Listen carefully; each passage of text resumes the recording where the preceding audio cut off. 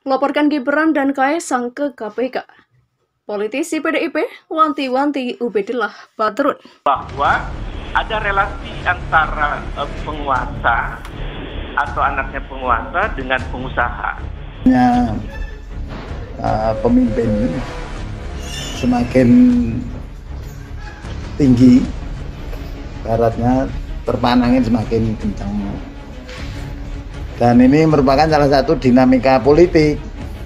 Dan menurut saya ini biasa, mau Mas Gibran mau di Supreme, di Jateng 1 tinggi, DKI masuk. Nah, ini kan biasa, ini kan namanya tahun politik ya seperti ini. Namun demikian tentunya yang melaporkan ini mesti harus punya data-data yang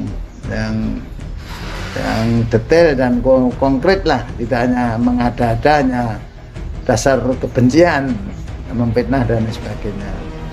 Sehingga kami sangat berharap Mas Gibran dan Kaesang nggak perlu itu khawatir dan cemas, karena memang menjadi putra orang nomor 1 di Republik Indonesia ini melangkah saja akan disorot dan didengar. Interpretasi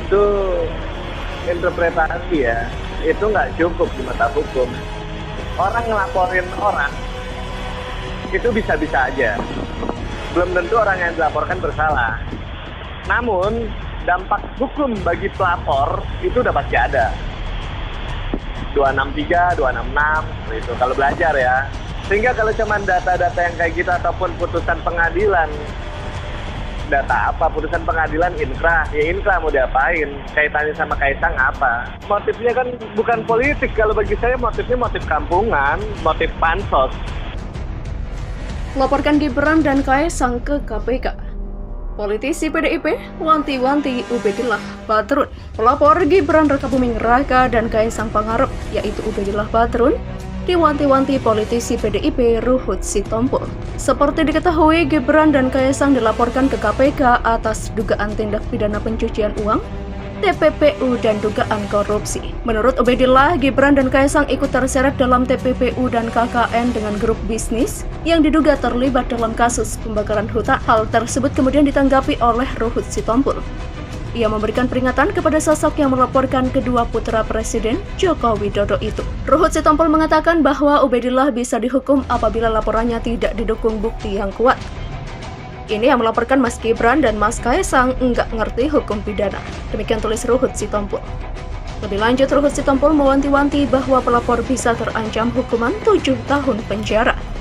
Dan ingat, konsekuensinya pelapor bisa dihukum apabila laporannya tidak didukung bukti-bukti yang kuat. Ancaman hukumannya 7 tahun penjara. Demikian imbuhnya. Perlu diketahui, Ubedillah Badrun merupakan dosen Universitas Negeri Jakarta atau UNJ. Menanggapi laporan tersebut, KPK memberikan respon. Terkait laporan tersebut, informasi yang kami terima benar hari ini telah diterima bagian persuratan KPK. Demikian kata PLT juru bicara KPK Ali Fikri dalam keterangannya di Jakarta. KPK pun mengapresiasi pihak-pihak yang terus gigih mengambil peran pemberantasan korupsi. Tentu dengan lebih dahulu melakukan verifikasi dan telaah terhadap data laporan ini. Verifikasi untuk menghasilkan rekomendasi apakah aduan tersebut layak untuk ditindaklanjuti dengan proses telaah atau diarsipkan. Demikian ucap Ali. KPK juga secara proaktif akan menelusuri dan melakukan pengumpulan berbagai keterangan dan informasi tambahan untuk melengkapi aduan yang dilaporkan. Apabila aduan tersebut menjadi kewenangan KPK, tentu akan ditindaklanjuti sesuai ketentuan hukum yang berlaku. Demikian imbuhnya. Gegara ceramahnya Dai Yahya Walloni divonis 5 tahun penjara. Saya terima yang mulia. Terdakwa pendakwa kondang Yahya Walloni divonis 5 bulan penjara. Terdakwa pendakwa kondang Yahya Walloni divonis 5 tahun penjara. Yahya Walloni diyakini melakukan tindak pidana melakukan ujaran kebencian terkait SARA. Mengadili menyatakan terdakwa Muhammad Yahya Walloni terbukti secara sah dan meyakinkan bersalah melakukan tindak pidana dengan sengaja tanpa hak menyebarkan informasi yang ditujukan untuk menimbulkan rasa kebencian atau permusuhan di kelompok masyarakat tertentu berdasarkan agama. Kata Jaksa Ketua Majelis Hakim di PN Jaksel, Jalan Ampera Raya, Jakarta Selatan pada Selasa 11 Januari 2022. Hakim menyatakan Yahya Walloni terbukti bersalah melanggar pasal 45A ayat 2 mengacu pasal 28 ayat 2 Undang-Undang Nomor 19 Tahun 2016 tentang perubahan atas Undang-Undang Nomor 11 Tahun 2008 tentang informasi dan transaksi elektronik. Yahya Walloni divonis hukuman 5 bulan penjara dan denda 50 juta rupiah dan subsidiar 1 bulan penjara. Menjatuhkan pidana terhadap terdakwa Muhammad Yahya Walloni dengan pidana penjara selama 5 bulan dikurangi denda 50 juta rupiah dengan ketentuan apabila denda tersebut tidak dibayar maka diganti dengan pidana kurungan selama 1 bulan.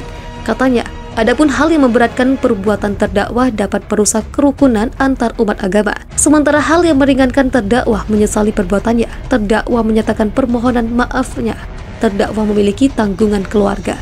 Atas vonis tersebut, Yahya Walloni tidak mengajukan permohonan banding, sementara tim jaksa penuntut umum masih menyatakan pikir-pikir. Saya terima yang mulia, ujar Yahya. Vonis tersebut lebih ringan dari tuntutan jaksa. Sebelumnya, Yahya Walloni dituntut hukuman 7 bulan penjara dan denda 50 juta rupiah dengan subsidiar 1 bulan. Kasus ini bermula ketika pada Rabu 21 Agustus 2019, terdakwa Yahya Walloni sebagai penceramah diundang oleh DKM Masjid Jenderal Sudirman World Trade Center, Jakarta untuk mengisi kegiatan ceramah dengan tema Ceramah Nikmatnya Islam. Pada hari itu jumlah anggota jemaah sekitar 700 orang, tetapi terdakwa dalam mengisi kegiatan ceramah tersebut ternyata memuat materi yang dapat menimbulkan rasa kebencian atau permusuhan individu dan atau kelompok masyarakat tertentu berdasarkan sara, karena menyangkut kata-kata yang bermuatan kebencian terhadap umat Kristen sehingga materi ceramah diduga dapat menyakiti umat Kristiani. Padahal selain didengar oleh jemaat masjid tersebut, ceramah itu ditayangkan secara langsung atau live streaming di akun media sosial yang dimiliki oleh Masjid WTC, yaitu YouTube dan Facebook, sehingga ditonton oleh khalayak ramai. Saat itu terdakwa Yahya Walloni memberikan ceramah dengan mengatakan, ulang-ulang berapa hari 3 hari pokoknya kamu mati Yahya. Memang nama saya Yahya, komandan dari sana, nama saksi di ijazah dulu waktu di Papua di GKI, rektor di sana dulu. Saya yang mendirikan Universitas Kristen Papua dengan support Stuttgart, Jerman. Jadi orang keluarga saya kaget kok bisa masuk Islam. Tunggu kami bikin malu keluarga, kami di Manado malu gara-gara kau masuk Islam. Begitu kamu masuk Islam, kau hajar terus itu Yesus. Nah, saya yang ditantang dan dilaporkan ke Mabes Polri kan begitu. Begitu lapor seperti Ahok dulu, kan diminta saksi ahli. Begitu saksi ahli diminta yakin saya kosong gereja itu di Indonesia. Saya bukan mengatakan Bible Kristen fiksi, Bible Kristen itu palsu. Lapor memang ini fakta ilmiah, kajian ilmiah, dibuktikan dengan data-data ini yang Pak Dede percaya selama ini omong kosong. Pak, saya yang bohongin ente dulu, ini datanya palsu semua. Pergi lapor polisi sana Mabes, ini palsu semua. Kapolda Bali saja masuk Islam, saya ceramah di Mabes Polri, Pak Polisi bilang pelan-pelan sedikit Ustadz, di sini banyak jenderal. Biar jenderal 100 bintang, kalau kafir kau ke neraka. Tidak ada urusan. Apakah saya benci kalau bilang begini? Apakah saya dibenci? Apakah saya benci? Tidak. Saya asidal alal kufar ikhwal lil muslimin. Dengan muslim bersaudara. Dengan muslim bersaudara.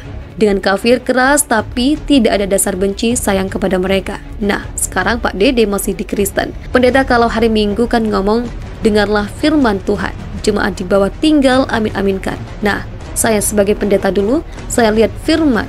Saya lihat di firman Tuhan bagaimana ini, kacau begini, tidak masuk akal, irasional, kemudian ada ayat-ayat yang kosong, ada nomornya tapi tidak ada kalimat. Saya tulis nabinya tidak sempat menulis, lagi mudik ke Jombang, begitu. Ini harus dipertanggungjawabkan. Pendeta jawab ini, kenapa ada ayat kosong? Saya akan lihat, ini bukan saya yang ngomong ya, ini saya sudah ustadz sekarang. Ini pendeta yang ngomong sendiri. Jadi jangan-jangan ini kan Pak Irjen Pol Beni Wokalu. Beliau bertanya apa betul Ustadz ini palsu. Jangan tanya kepada saya jenderal, tanyakanlah kepada pendeta-pendeta apa ini palsu atau tidak, karena saya sudah Islam. Tanyakan ke mereka, sudahlah terbuka sajalah, menyerah sajalah, angkat tangan masuk Islam, sunat.